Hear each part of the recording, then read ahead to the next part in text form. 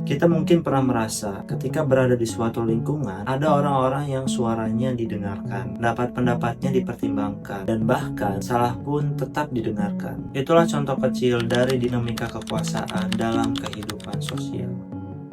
Kita harus ketahui sekarang, kekuasaan itu bukan soal politik atau jabatan. Karena dalam kehidupan sehari-hari pun, kekuasaan akan selalu hadir. Seperti di lingkungan keluarga, di lingkungan kerja, di kampus, bahkan di tongkrongan. Siapa yang mempengaruhi keputusan, siapa yang bisa memaksa, siapa yang bisa membungkam yang lain, itu adalah bentuk dari kekuasaan. Dinamika kekuasaan itu berbicara soal siapa yang memegang kendali, siapa yang tunduk, dan bagaimana posisi itu bisa berubah. Kita bisa ambil contoh di lingkungan sekolah, yaitu guru punya otoritas karena sistem yang memberi mereka kuasa. Tapi jangan salah, murid populer bisa punya kekuasaan sosial lebih kuat dari gurunya dalam membentuk opini teman-temannya. Kemudian di dunia kerja, kita tahu atasan punya kuasa formal terhadap bawahannya. Tapi jangan lupa, ada staf yang bisa jadi pengatur suasana di kantor.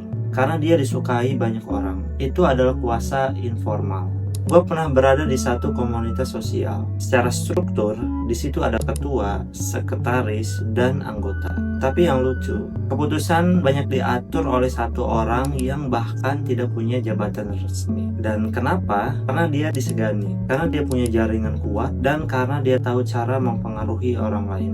Dari situ gue sadar, karena kekuasaan gak cuma soal jabatan, tapi tentang pengaruh.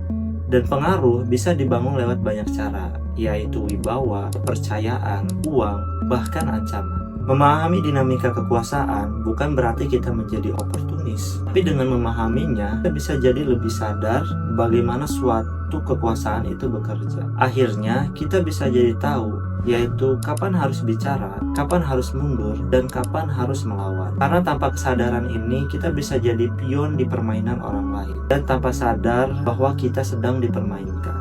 Coba lihat di lingkungan kita sekarang, siapa yang sebenarnya memegang kekuasaan di sana, dan kita sedang berada di posisi yang mana.